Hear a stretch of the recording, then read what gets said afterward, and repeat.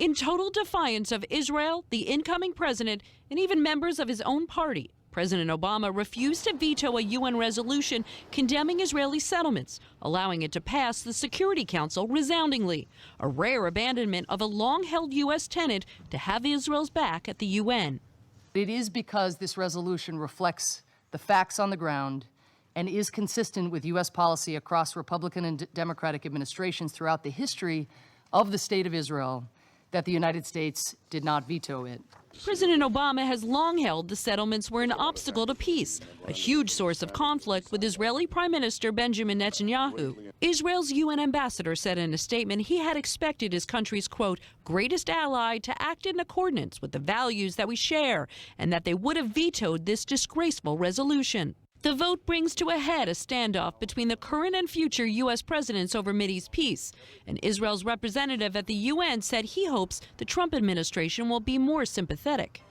Trump himself tweeted tersely, as to the UN, things will be different after January 20th.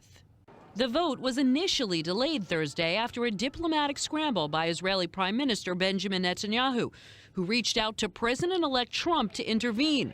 When Trump sent out a statement calling for a U.S. veto, Egyptian President Sisi, whose country sponsored the resolution, put the vote on hold.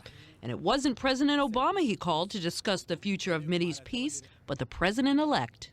Behind the scenes, U.S. officials are grumbling that Trump's interference runs afoul of an unspoken custom, that there can only be one commander-in-chief at a time. But publicly, the State Department appeared unfazed. Nobody here felt boxed in by a tweet from the president-elect, and he's perfectly entitled to express his views on these kinds of things. It's hard to know to what extent Trump's involvement affected the outcome, but his spokesman made clear this president-elect won't be staying on the sidelines until he takes office next month.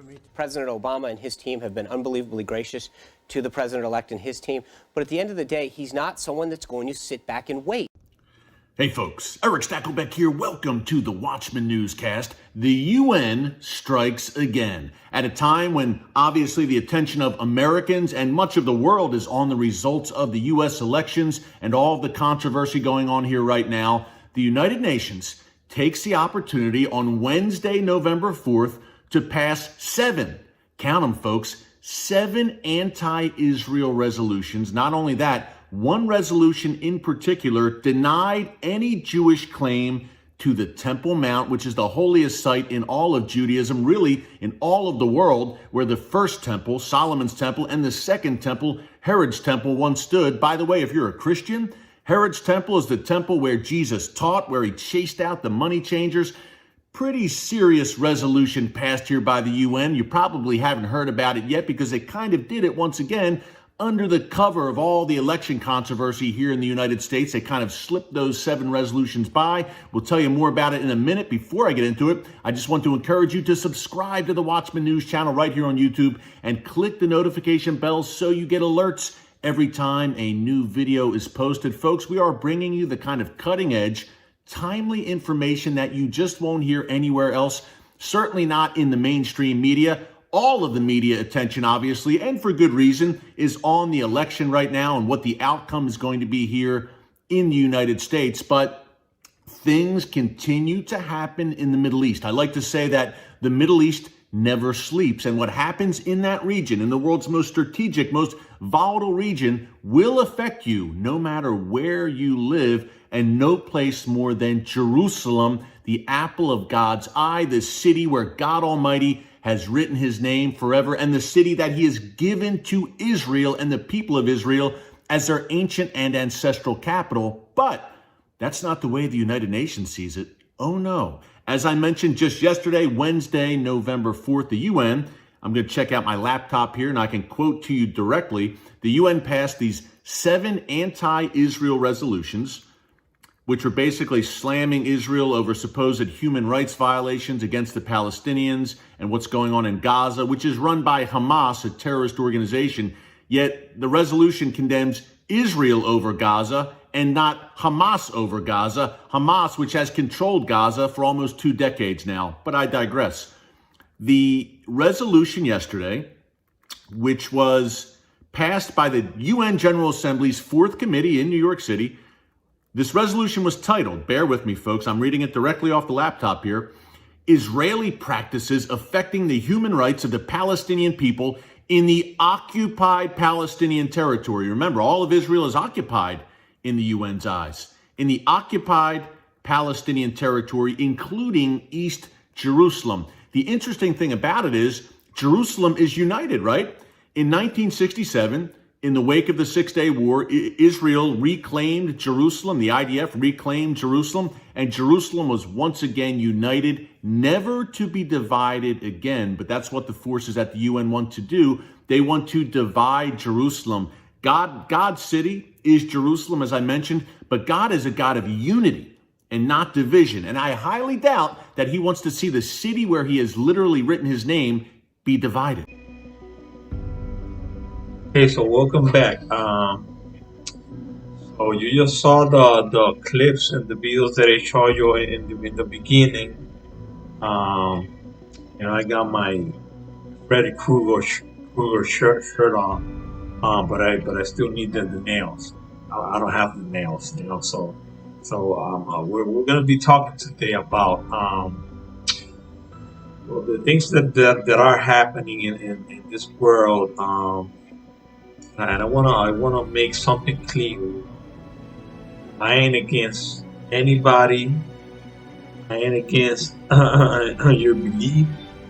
I got my beliefs, and I think that the things are happening, and things this world is gonna change as we know it. If Joe Biden and the Democrats get their way, it is going to be a complete 360 change from what is happening, from where the world is right now to where the world is going to be if these people take office. Right now he's the president elect, but all of this is being challenged in courts, different courts, from different states, that there were fraudulent cases and illegal ballots, and they're trying to make their case and to take their legal action against all of this and show their evidence. And showed that even dead people voted, and there were many people who voted many times. But I want to explain you something. I'm not here to attack you as a person. I got my beliefs. I believe in Judeo-Christian values. I could call myself a Christian, but the reality is that I'm not. But I'm a believer. I believe that things in this world will happen. It don't matter if Donald Trump wins or Joe Biden wins. Things are gonna happen. What you heard at the beginning about Barack Hussein Obama doing what he did, and not standing with Israel. At the end of his term, his last term, he didn't veto the resolution against Israel when the United Nations were attacking Israel for the settlements. And you heard Stackelbeck, this guy that is from, he's got his own channel, The Watchman, and he was talking about the resolutions that I'm going to show them. I'm going to show them to you. The resolutions, because they're there, and they made these resolutions just before the elections. Just before the elections, when they know that if Donald Trump wins, there's no chance that this resolution will pass. There's no chance because Donald Trump will veto them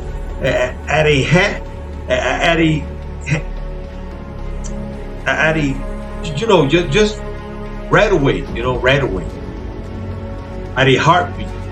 Okay, That's the word that I was looking for.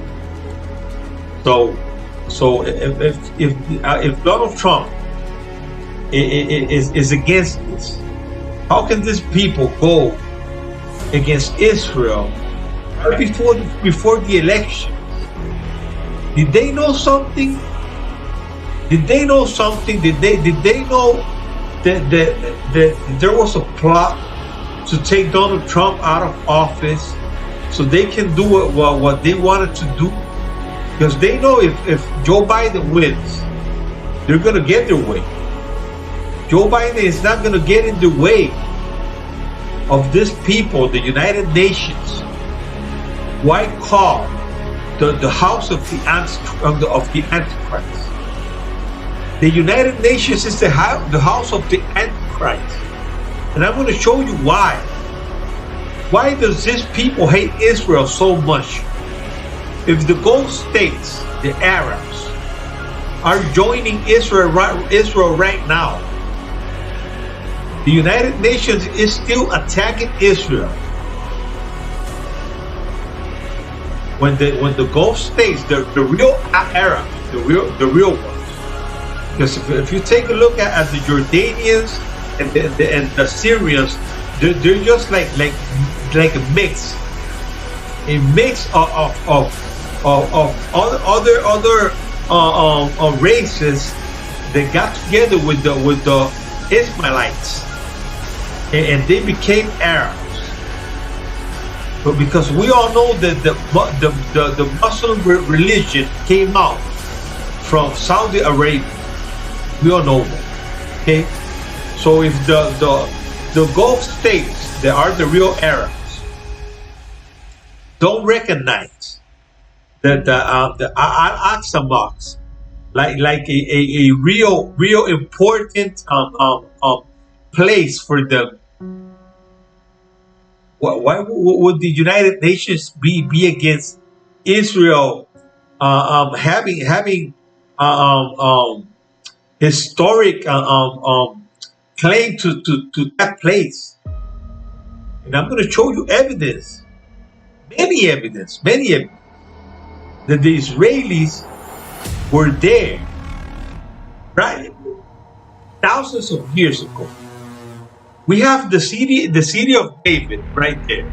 We have the pool of Siloam, from where the Israelis went from the pool of Siloam to they made the road, this road that went from the pool and access all the pilgrims.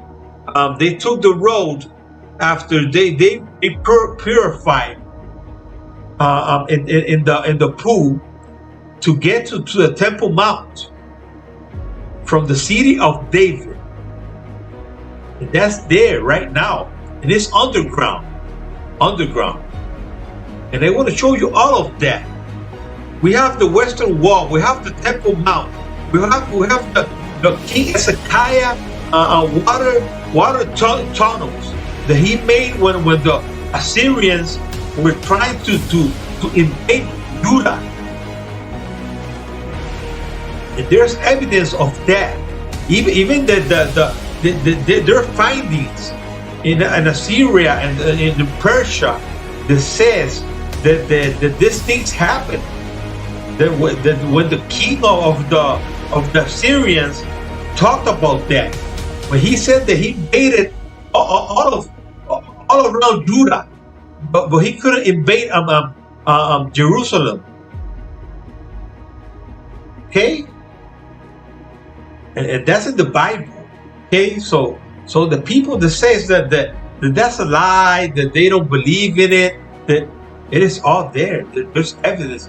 There's evidence. They're finding more evidence today, as we speak right now. They're finding more evidence. Okay. So I'm not against any of you. I'm just trying to speak the truth like it is, and I'm going to show you the evidence of it. So I don't want to disrespect any of my subscribers, the ones that I have, who think, who have a different political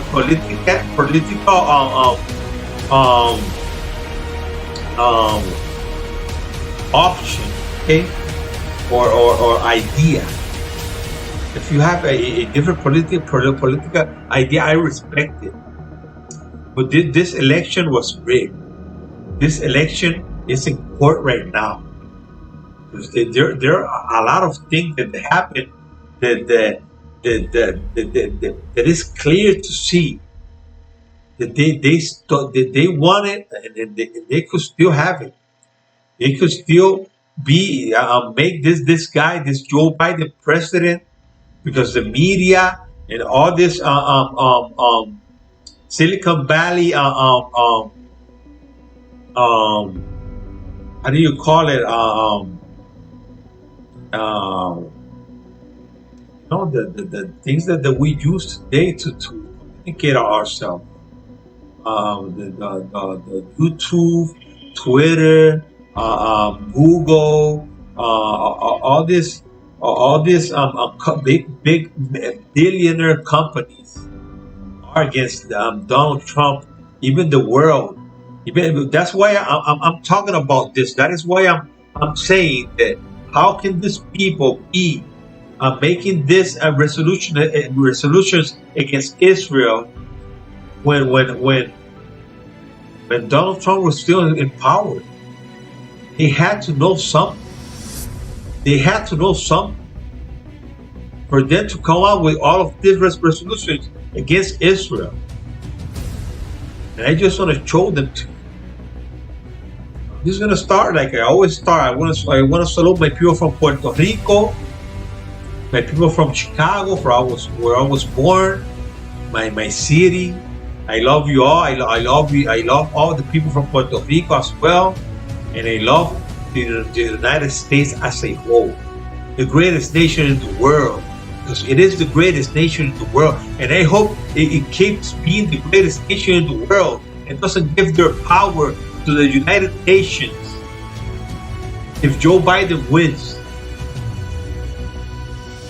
We gotta fight for what we believe, and we believe that the United Nations, that the United States is the greatest nation. It is the most powerful nation. How can you go down and do and be like, I don't know, I'm just gonna let the United Nations do what they want to do?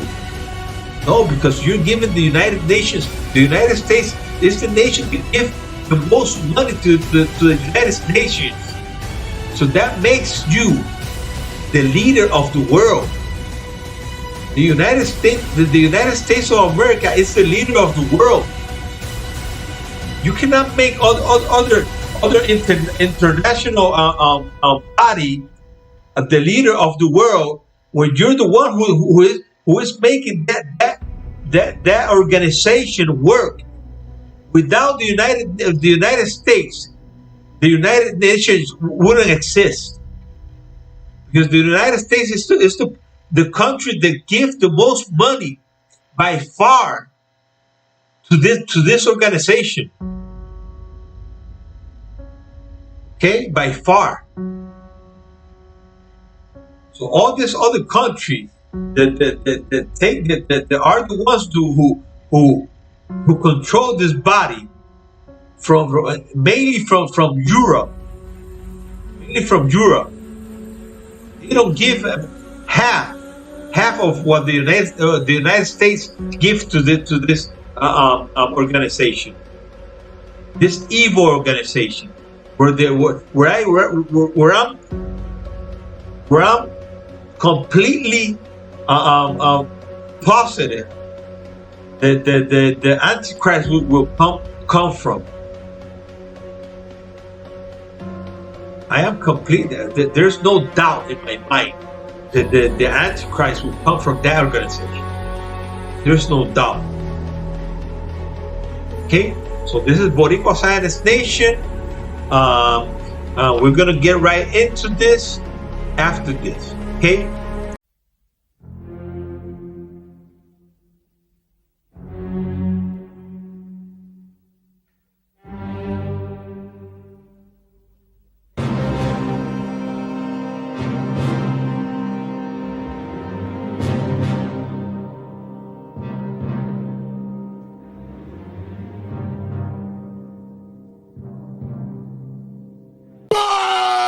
Squad! Ask that God bless our cherished ally, the State of Israel. God bless America.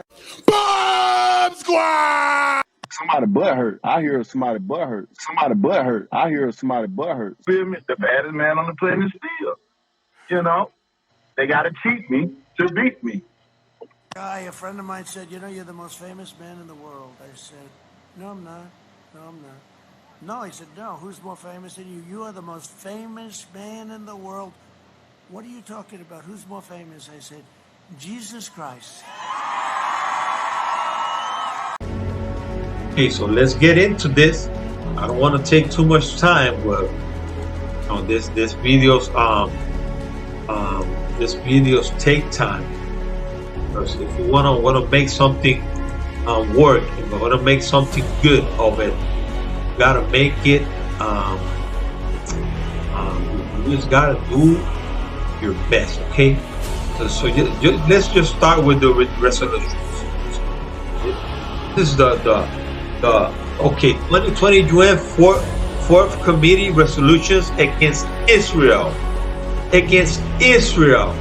Why it is always against Israel? Why? Why it is always against Israel? Take a look at this. Just take a look at this. Take a look at all these countries right here. No resolutions against any of these countries.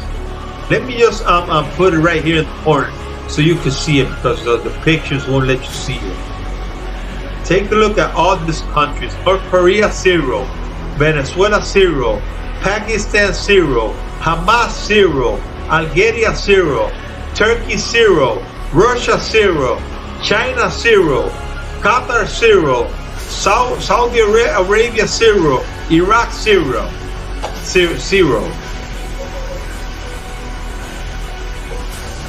I mean, how can this be?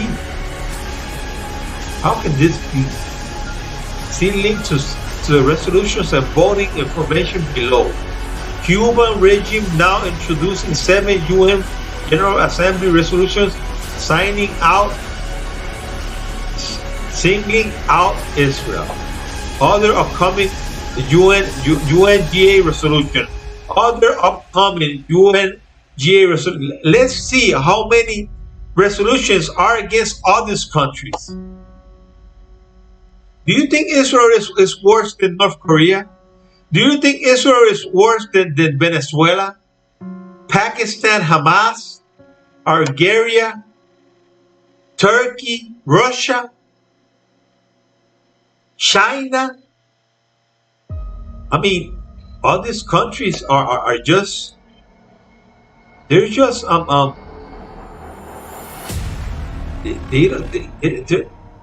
many of them are communist countries. Many of them. The UN General Assembly, the Colonization Committee, which includes all 193 member states, today adopted 7 resolutions that single out or condemn Israel, and 0 on the rest of the world. One of the texts condemns Israel for repressive measures against Syrian citizens in the Golan Heights. Another renewed the mandate of the corrupt UN Relief and Work Agency UNRWA, while another renewed the mandate of UN Special Committee to investigate Israel practice affecting the human rights of the Palestinian people. See, okay, there you. Do you really think that these people right here, North Korea, Venezuela, Pakistan, Hamas, Algeria, Turkey, Russia, China, have better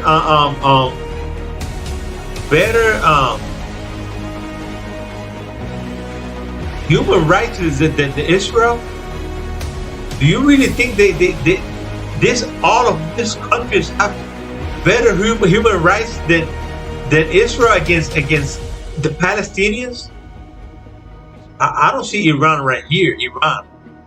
I don't see Syria, who has killed more than half of their own people, more than half a million people, and millions of them have been dispersed all around the world.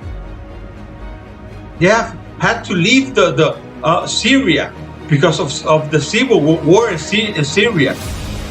Do you think Israel is worse than this country? I just can't believe it. I just can't believe it. I can't believe it. Let's go through the resolution. Let's go through them. The first one says assistance to the Palestinian refugees. Refugees from where? From where? You cannot bring back no Palestinians to Israel. Israel is a sovereign country. If the Palestinians wanted a country of their own, they would have it already. They would have it. Okay? Let's keep going. Okay, operation of the United Nations Relief and Award Agency for Palestinian refugees in the Near East. Okay. Palestinian refugee properties and their revenue. The revenue. Okay, so Israel has to give money to the Palestinians. Okay. Work of the special committee to investigate Israel practice affecting the human rights of the Palestinian people and other Arab of the occupied territories. What? What about Syria? What about Iran? What about North Korea? What about China? What about Russia? What about Africa? It seems these people don't care about any of those countries.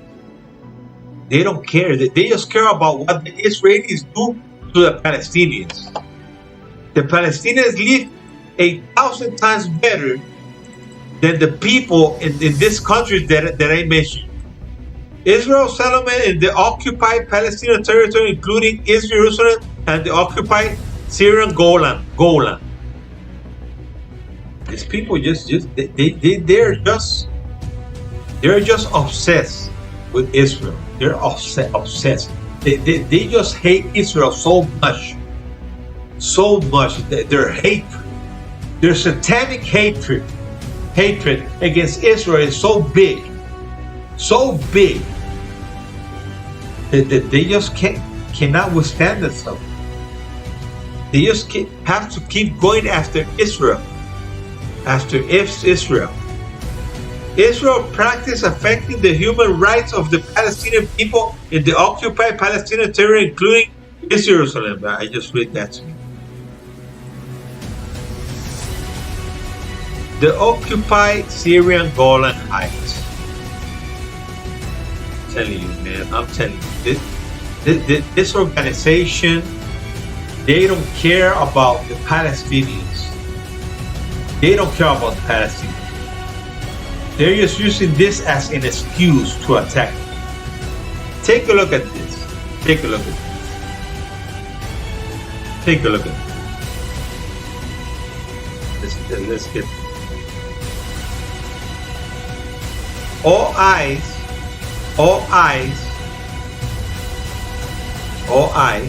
okay, might be on the Temple Mount after the UAE-Israel deal. Part of the rationale for the accord was to create enhanced access for all Muslims to worship at Al-Aqsa Mosque.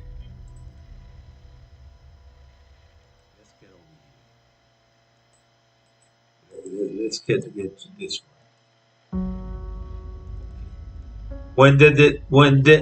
When he did, I read this to you in other. I guess it was in one of my videos that I made before. But I want to read it to you again, so you can see that the Gulf states don't care about the Al-Aqsa Mosque or the Dome of the Rock Mosque or the Temple Mount, they know this place is not a so important place for them to be fighting for it, like they would be fighting for Mecca and their holy places in Saudi Arabia. They just don't care about this place, like this other countries and the United Nations and Europe care about this place, or just you are using this as an excuse to destroy Israel. That is what I think. That is what I think. That is what I think that the Joe Biden will do if he gets to be president. He's going to let these people do whatever they want to do to attack and do anything to attack Israel. Let me just try to read this to you. When he dedicated the temple he built on Mount Moriah, King Solomon prayed that God's house would be a center of prayer for all people of the world. Now, in the wake of the recent Abraham Accord, the normalization agreement entered into by Israel, the United Arab Emirates, and Bahrain, the possibility exists that Solomon's aspiration could be recreated. Okay, part of about rationale for the accord was to create enhanced access for the Muslims to worship at Al-Aqsa Mosque. This was lofty with humanitarian intent and real public gesture designed to discredit both the reflex accusations that Jews were somehow attacking Al-Aqsa and were Judaizing Jerusalem. Alive. How might this Solomon vision occur? Quite simply by having various emir and imams from both countries come to the Temple Mount to pray a bit more than that. And let me see if this part's continuing the other part. Okay, it would be one thing not terrible, not worthy for these leaders to make a ceremony appearance at the Al-Aqsa that of course would be a validation and proof of the benefit accrued of money for entering into the accord. However, imagine now if those same leaders were to stand on the open space of the Temple Mount alongside Jewish leaders, religions, and political to pray together. Okay, so this is something that the Muslims from the Gulf states won't let happen in their holy places in Saudi Arabia.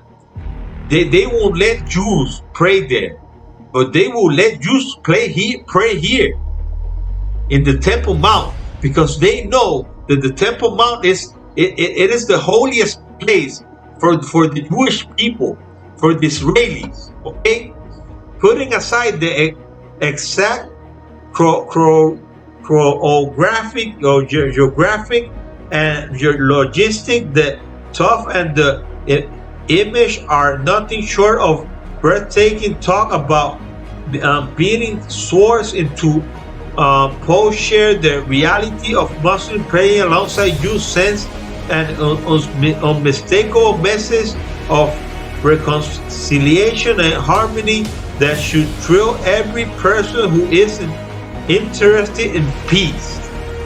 Okay. I want to read you something real important. A logical question would likely be why this would happen in the first place. To answer that, we must foremost remember that this is the Middle East, where few things are as straightforward or as they seem. In the regard, we have to see the same combination of lofty intent and hard-bitten political consideration operating here as they do in the statement mentioned above about Muslims being free to worship at Aqsa. Politically, each side gets to use the other for its purpose, and each side knows and approves that the other is doing so. As such, there are parallels, motivations, but they both involve sticking a finger in the eye of the Islamic religion trust, and by extension, the Jordanian rules, the Hashemites. Okay, that is just another version of Muslims, not the same ones from the Gulf states. These Muslims and these Arabs are not the same Arabs from the Gulf states. They don't think alike. They just don't think alike. They're different, and they're just tired of these Palestinian people crying and crying and going to the United Nations and then asking them for help and asking the Arabs for help, and the Arabs are just tired of them. They're just tired of them because they know that if these people really wanted peace with Israel, they would have it already. They would have it. Okay? The more historically interesting story concern the Emirati motivations. Here we are dealing with inside the well-weighed Muslim political, theological in fighting that has been rooting going on for more than 1,300 years ago or 1,300 years ago. The issue going on, you see, infighting that has been going on for 1,300 years ago. The issue is the relative primary of Mecca and Jerusalem for the Muslims. Okay, so the Mecca and Jerusalem is not the same. The Arabs don't care about the Jerusalem as they care about Mecca. The real Arabs, okay, or Muslims. It is well known that Jerusalem is never mentioned in the Quran. Can you listen to that? Jerusalem is never mentioned in the Quran, ever. And its significance is based on various hadith commentaries that retrospectively grant Jerusalem's significance.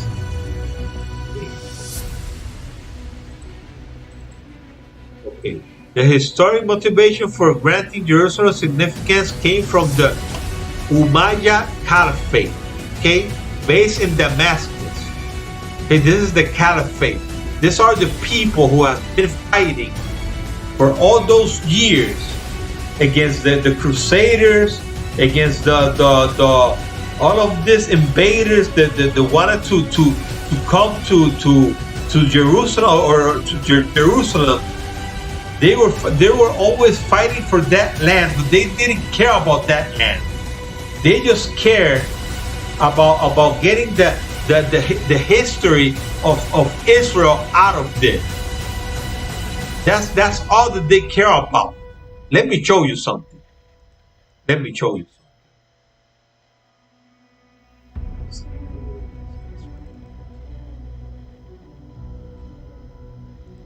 Here it is. They have said, "Come and let us cut them off from being a nation, that the name of Israel may be no more in remembrance, for they have consulted together with one consent. They are confederate against thee." Against thee. Who is thee? God. And this is the people of God. They have said, "Come and let us cut them off from being a nation, that the name of Israel may be no more in remembrance." This is on Psalms 83, 4 and 5. That's all they want. That is all that the United Nations wants. That is all the caliphate from Damascus and Jordanians want. That is all they want. That is all they want. The caliphate based in Damascus. Okay? These people are the Assyrians. The Assyrians. These people come from the Assyrians. The Jordanians are another thing. They're different. But this is the Umayyad Caliphate, from Damascus, which was involved in a primary struggle with the leadership in Mecca. You see, elevating Jerusalem became a way to elevate the Umayyads.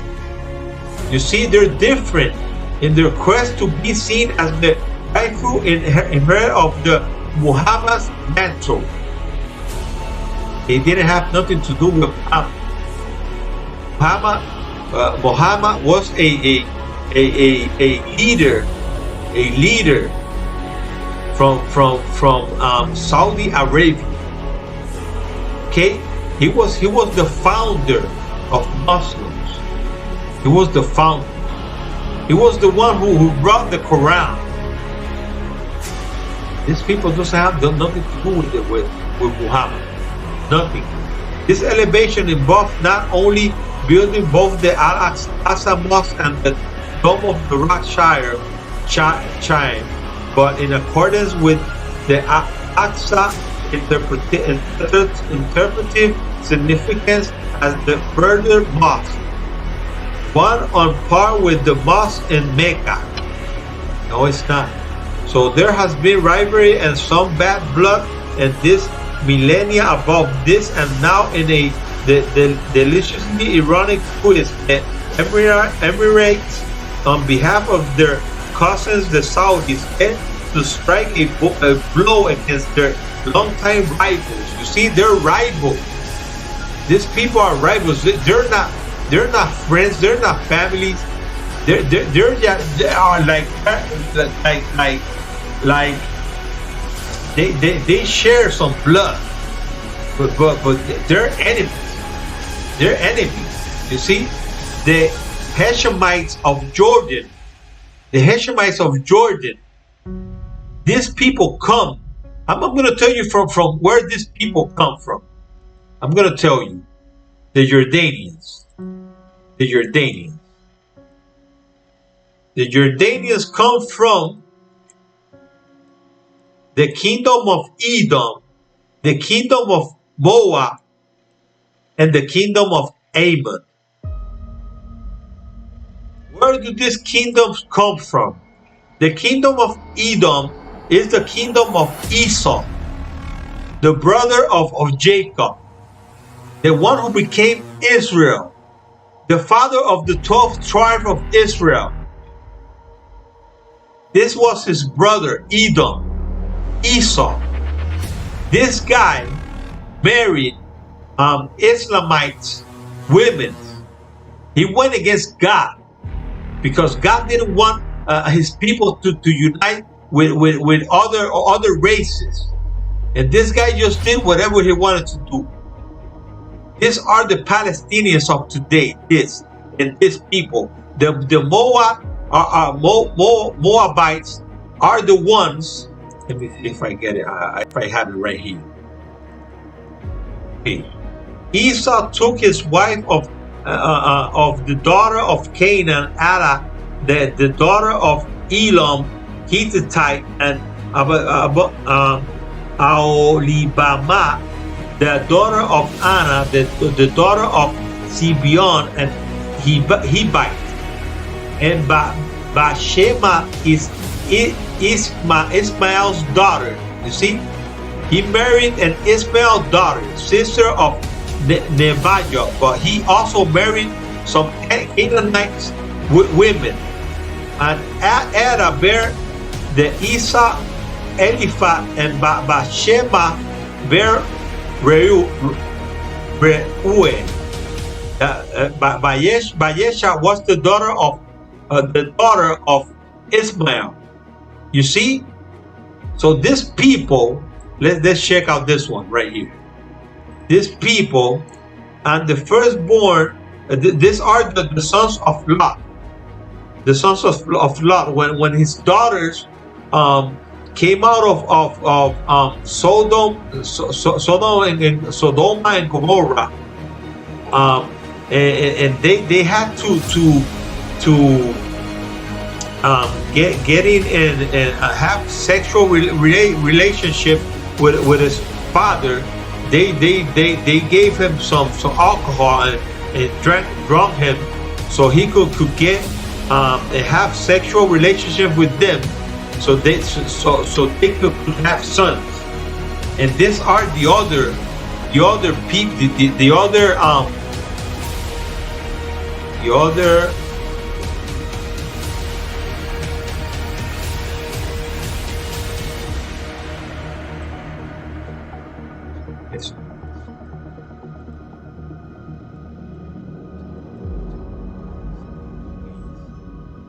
please tell me.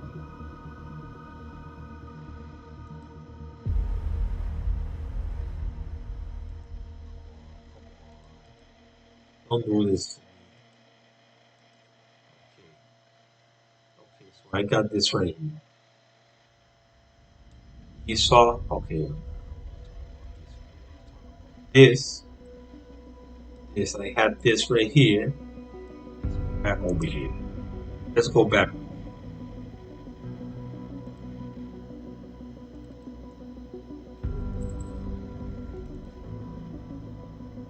Have right here. Okay. Right here. Right here. And the firstborn of the daughters of Lot. The firstborn is firstborn bear a son and call his name Moab. Moab, right here. Kingdom of Moab. Okay?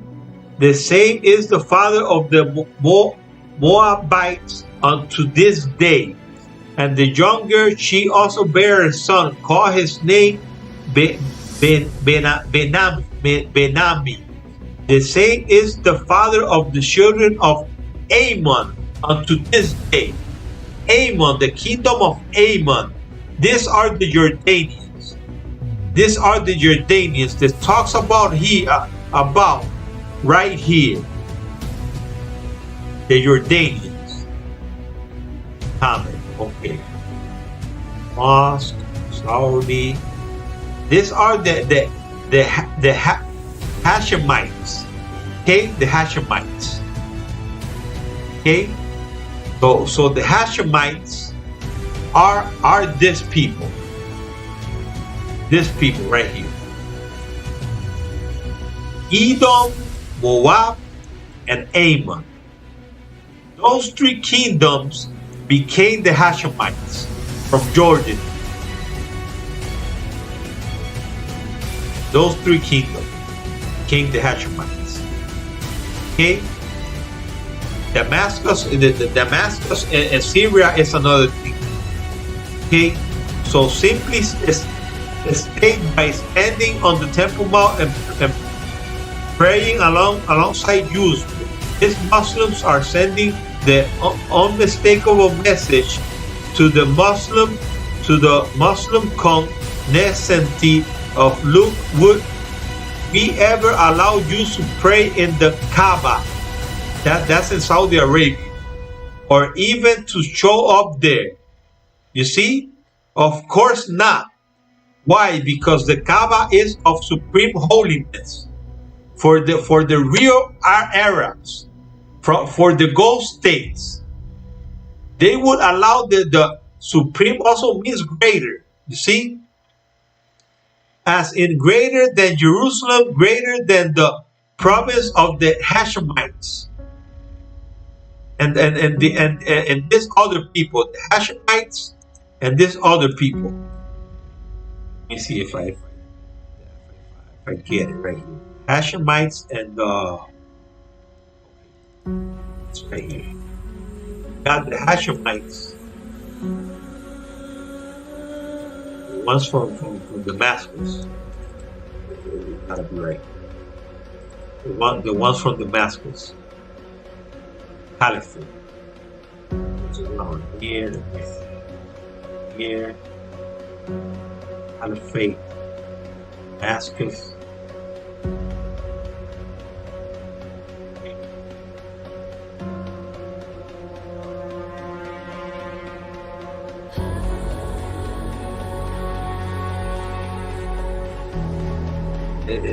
It's right. Okay. There we have it. There we have it.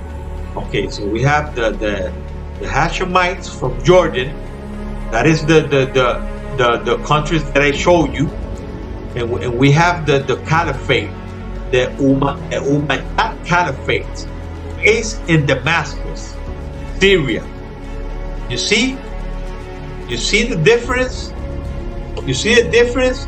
You see why the Gulf states are starting to have peace with Israel, and these people they just don't want peace with Israel.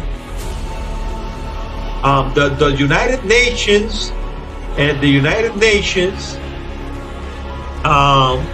European Union, the Hashemites from Jordan, and the Caliphate from Damascus. I gotta write that down. But take a look at this. Israel UAE deal normalization raises concern over change in the status of Al-Aqsa report. Emirate economic delegation visit Temple Mount is insulted by Palestinians. Okay, is insulted by Palestinians to visit for the Emirate economic delegation visit Temple Mount is insulted by the Palestinians. Palestinian PM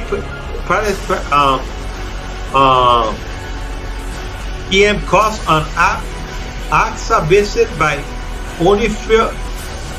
unofficial delegation from major state-linked UAE company Sadni says they entered through the gates of the occupation.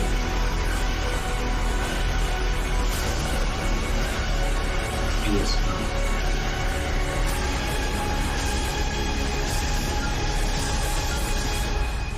Okay. Saudi Prince Palestinian leaders have been failure for 70 years. For 70 years. In inspiring interview, Bandar bin Sultan, an ex-envoy to U.S. and spy chief, says Palestinians took Riyadh, that is the capital of Saudi Arabia, support for granted, slants reprehensive criticism of UAE-Israel deal from the Palestinians. You know, they're just tired. They're just tired of these Palestinians crying all the time. They're just tired of it, you know? So the United Nations, the evil United Nations are just, you know, they're just crying for nothing. You're just crying for nothing, you know? They're crying and they just want Israel destroyed. They don't care about the Al-Aqsa Mosque. They don't care about the Iron Dome. They don't care about none of that. None of that. Okay? So I want to show you some evidence from the findings and the archaeological findings in Israel and Jerusalem from the Israel sites. When these people say that Israel has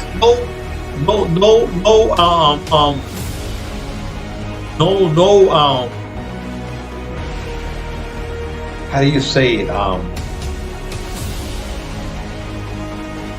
Nothing to be fighting for it on Israel. No, they don't have any claim any claim to any part of Jerusalem. When these people say that, and you see what I'm going to show you right now, it is just a lie. The Israelis, the Jewish people, have all the claim for all these lands, for the land of Israel, for their capital, Jerusalem. Okay, and I'm going to show you why, and I'm going to show you evidence of all the findings that they have found. Not all of them, but at least plenty of them that I got for you, so you can see it with your own eyes. Okay, with your own eyes, because there's a lot more. But this is what I could find, so I cannot be making it, because these videos are going to be all more than an hour long. Okay, and I know it is hard for you people to watch, but it is the truth.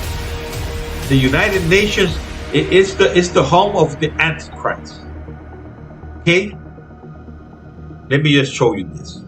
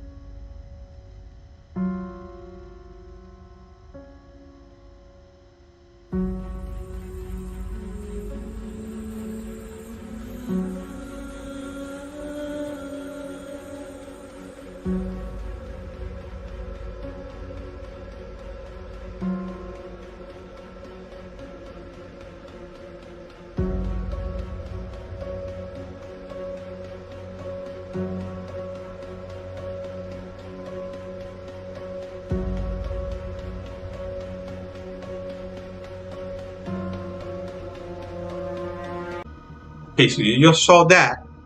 I'm going to show you this last part.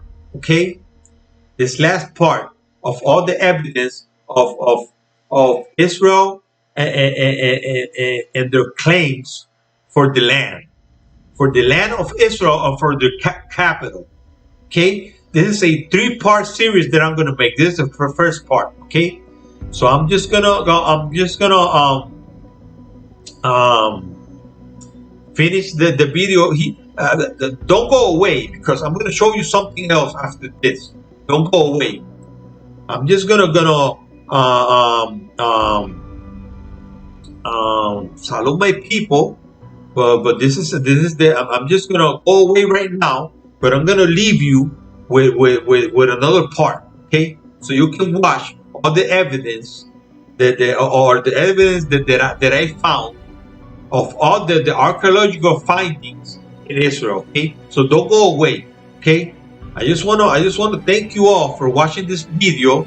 I want you to subscribe to my channel, Boricua Science Nation. My name is Daniel Peña. Follow me on Twitter. Share, comment, and like, my people. I love you all. I wanna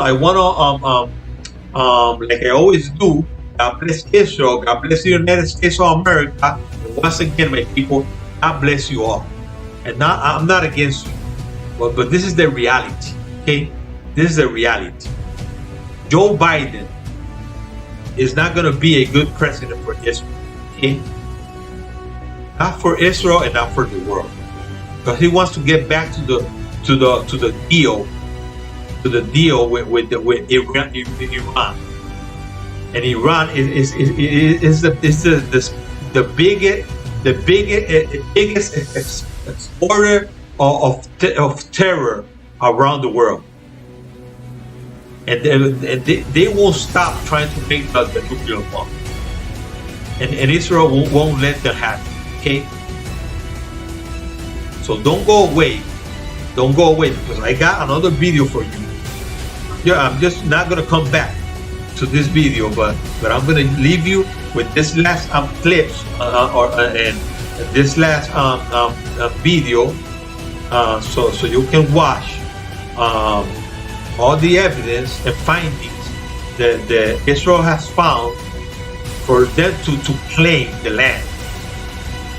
Because these people, this organization, the United Nations, the European Union, and the Hashemites from Jordan, and the Caliphate from Damascus, don't want you to see. Because there's more. There's more. Under the Temple Mount, there's more. And I'm going to talk about that in my next videos. In my next 2 videos that I have. Okay? So thanks again. And watch this video. Don't go away. Don't go away, because there's a video coming up. Okay? So thanks a lot for watching this video, and I will see you in my next video. I'm gonna try to make the 2 last parts tomorrow. Okay? So I can get over this. So we can get to other things. Okay? So thanks a lot, and don't go away. Watch this video that is coming. Okay? Thank you. Gospel of John, and only the Gospel of John, records Jesus performing a miracle at the site called the Pool of Siloam. A blind person approaches him seeking redemption and cure to his blindness. Jesus puts mud on his face and tells him, now wash it off in the water of the Pool of Siloam. The blind person does so, and he regains his eyesight. Now the question is, where is this site? In the Byzantine period, the spot of the Pool of Siloam was identified in another location, and a big church was built over it. And until 2004, also modern scholarship thought that's the location. But then, in 2004, maintenance work done here uncovered a set of steps. And yet the corner over here seems to indicate it's not some step street, but it's part of a big immersion pool for the public. Here is an assumption of what the whole thing looked like. We are now looking at just the corner of it over here. And this is dated to the time of Jesus. So this, people, is probably the real Pool of Siloam. This is where Jesus performed his miracle. Where did the water come from? Let's go to the source of the water.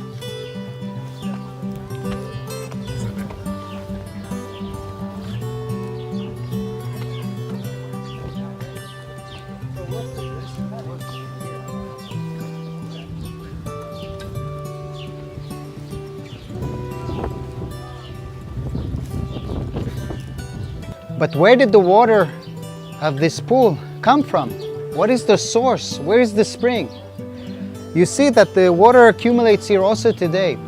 And without this modern plastic pipeline, this whole area would be flooded. But the source is actually 500 meters away from us, and it reaches this part of the city by a tunnel that was dug 700 years before Jesus used this Pool of Siloam.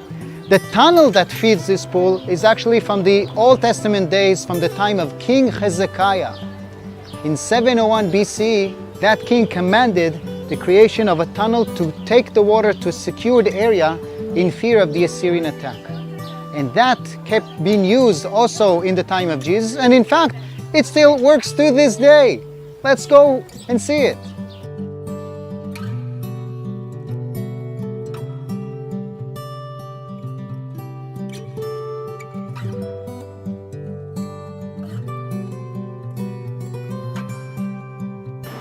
But where did the Pool of Siloam get its water from? Apparently, in the time that the pool was operating, they didn't realize that the water source is actually 500 meters away, stemming from a spring which is right beneath our feet. And the tunnel which connected it to the Pool of Siloam was dug 700 years earlier by King Hezekiah, anticipating an Assyrian attack. And it still operates to this day. Let's take a look.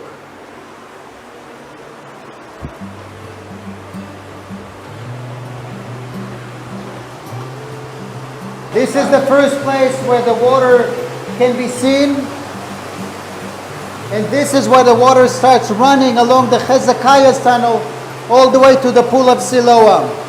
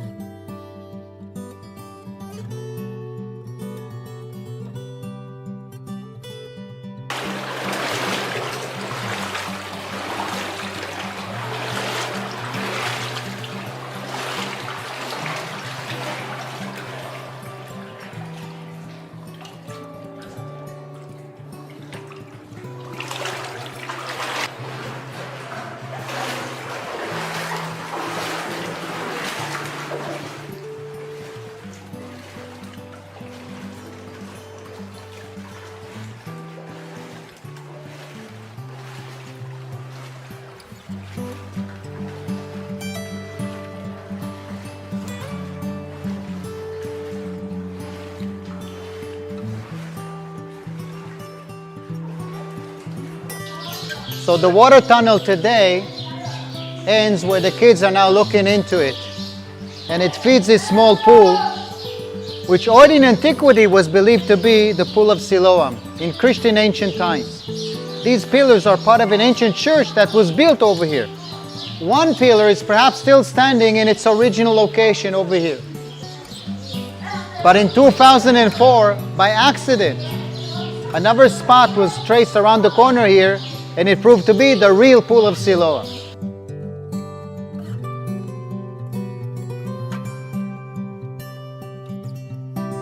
The water continued to flow. It doesn't end here. And now we understand that this is not the end of the tunnel. The Pool of Siloam is really around the corner.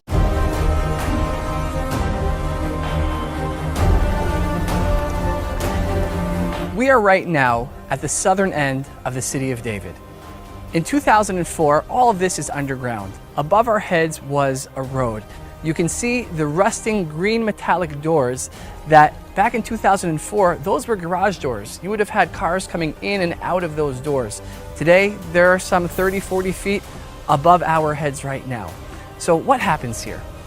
In 2004, where we're standing right now, there was a sewage pipe, and the sewage pipe explodes. So the Jerusalem municipality has to send in construction crews to repair that sewage pipe. You have the bulldozers and dump trucks doing their work. But Jerusalem is not just another municipality, and the city of David is not just another part of Jerusalem. When a sewage pipe bursts here, you don't only send in construction crews, you also send in archaeologists. The archaeologists are supervising the work. They begin to hear scraping and scratching. It doesn't sound right. So they clear everyone out, and it turns out that in repairing the sewage pipe, they had inadvertently uncovered these ancient stone steps, 2,000 years old. And the archaeologists immediately said, there's only one other set of steps in Jerusalem that look just like the steps that I'm standing on right now, and those are the steps leading up to the southern ascent of the temple, these southern steps with deep significance to Christians and Jews alike. And they said, well, we know what those steps are. Those are the steps that led up to the temple 2,000 years ago, going back to the time of Jesus. What's the significance of the steps where I'm standing here at the southern end of the city of David, a half a mile apart? And they realized that they had discovered the steps leading down to the ancient Pool of Siloam. Now, what is the Pool of Siloam? Of course, it has deep significance in the Christian scriptures. The Bible tells us that 3 times a year, all of Israel would have to go up to the temple on the Temple Mount. We're talking about Passover, Pentecost, Tabernacles. And of course, before one can go up to the temple, you have to purify, wash, bathe, cleanse. The historian Josephus said 2,000 years ago that you would have had nearly 3 million people going on pilgrimage on those festivals. And that's a lot of people who have to purify themselves. The Pool of Siloam, archaeologists believe, is the size of 2 Olympic-sized swimming pools. Why so big? To accommodate the hundreds of thousands, if not millions of pilgrims who would purify themselves before ascending up to the temple on the Temple Mount. This here is the beginning of the Pool of Siloam. It extends to the south of where we're standing. God willing, one day in the future, we'll be able to excavate the rest of the pool.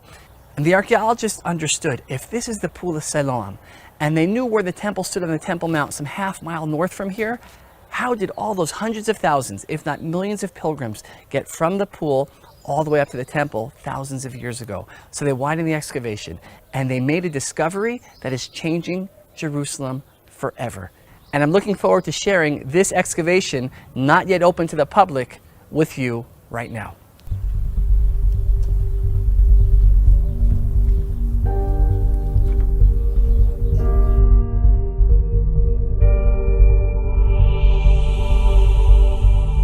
Welcome to what is perhaps the most significant archaeological excavation taking place anywhere in the world. This active excavation, not open to the public, here in the city of David, the place where Jerusalem began, is changing Jerusalem forever. I'm standing now on the pilgrimage road. This is the road that my ancestors and yours 2,000 years ago would have walked on when they ascended from the Pool of Siloam, where we just came from, purifying themselves before beginning the half-mile journey up to the temple on the Temple Mount, the biblical Mount Moriah. Not a road near here, not stones that look like these, but this road and these actual stones. This is the pilgrimage road, the biblical superhighway. Now, what archaeologists are doing is excavating a north-south connection from the Pool of Siloam going up towards the Temple Mount, the western wall, the southern steps. God willing, when that excavation is completed in the next few years, they will then do an east-west expansion of the pilgrimage road. As archaeologists excavate the length of the pilgrimage road, they discover homes and shops lining the ancient road. Imagine thousands of years ago, someone on their way up to the temple needs to purchase something for a temple offering. Perhaps they need to get a hat or a bottle of water. They would have stopped at one of these shops along the road, made their purchase, and continued either down to the pool behind me or up towards the temple. This was the beating heart of Jerusalem 2,000 years ago. Now, in ancient times, this road would have been under the sky, outdoors. Today, we are 60 feet beneath the surface. The modern neighborhood of the city of David is 60 feet above my head right now, with the cars and buses and homes and shops, and 60 feet below is the pilgrimage road. One of the challenges when you come to Jerusalem, when you come to the city of David, is how do you preserve the modern city while uncovering the ancient? And that's what we're doing in this excavation here. All these arches are supporting the modern, allowing us to uncover an archaeological treasure that has significance to billions of people around the world. Now, in the Bible, some of the most famous chapters in the book of Psalms are known as the Songs of Ascent. Traditionally, those chapters are understood to be a description of the spiritual experience going to Jerusalem, going up to the temple atop the Temple Mount, to the holiest place in the world. However, perhaps there is also a more literal, physical description of those same words, those songs of ascent. Now, we are literally walking up along the pilgrimage road, along that half-mile journey from the Pool of Siloam to the temple on the Temple Mount. As one is going up to the temple, that is the time when they were saying those chapters of the Psalms, those songs of ascent. Those songs of ascent are the actual physical description of the pilgrimage experience going up to the temple thousands of years ago. the name of Akar ben Mataniyahu, and I'm standing in the room where this seal was actually found on the floor in the destruction of Jerusalem in 586 BCE. It's not a coincidence that this building and the seal that was found in it are located here. We are actually in a building that is built on the slopes of the city of David Ridge towards the Central Valley. From somewhere in the 8th century BCE, this becomes a central part of the city. Since he is not mentioned with his last name, only first name, we can understand that he was a pretty famous person here in Jerusalem during the mid-7th century, time of King Josiah. Now, this name, Natan Melech, is mentioned in the Bible only once, in the second book of Kings, where he is mentioned as an official of King Josiah, in a story about the famous religious reforms of King Josiah, who removed the horses that the former kings of Judah dedicated to the sun. The $1 million question is, am I holding in my hand the bulla of the same Natan Melech who is mentioned in the Bible? Well, I can never say that for certain, but what I can say is that there is an overlap in three things. First, the name Natan Melech, which is rare. Second, the period. We're talking about the mid-7th century BCE, King Josiah. And third, the fact that we have the title. So Natan Melech was someone who was close to the king. Excavation has revealed a 2,000-year-old Jewish settlement in the desert city of Beersheba. Beersheba right now is still a booming city. It's a desert metropolis home to more than 200,000 people. It's a big college town. It's a center of culture and industry, professional sports. And Jews, clearly, we now know, were happy to live there as well thousands of years ago. Among other things, archaeologists found part of an oil lamp that was decorated with a menorah, one of the earliest ever discovered. And with me now is archaeologist Shira Bloch, joining us live. Shira, thanks for being with me. Besides that lamp, what else was found at this site? What else indicates that this was a clearly Jewish community thousands of years ago? So first of all, we have a lot of stone vessels, which you can only find in Jewish settlements from this period. And most of the pottery is also pottery we found from other sites, other Jewish sites all over the country, things that are special just for the Jewish sites. All right, Shira, so the menorah, I understand, that's a little unique. It had 9 branches, not 7. Why is that? It's a little weird for in the Jewish religion. Not in that time period. According to the Talmud, you have to have some kind of a difference between the menorah in the temple and what you have at home. So most people wanted to decorate either vessels or oil lamps had to do something a bit different. So they had either 8 or 9 or 10 branches in the menorah. So what time period then exactly are we talking about? And can we learn, what was the Jewish community like here in Israel at that time? So this period we're talking about is the 1st century AD up to 135, which is the beginning of the 2nd century. And the Jews in this period had a really difficult time most of the time. We had 2 revolts. People in charge in the country were the Romans. And at the beginning it was okay, but afterwards we saw a movement of most of the Jews who went up to the north and started their community up there.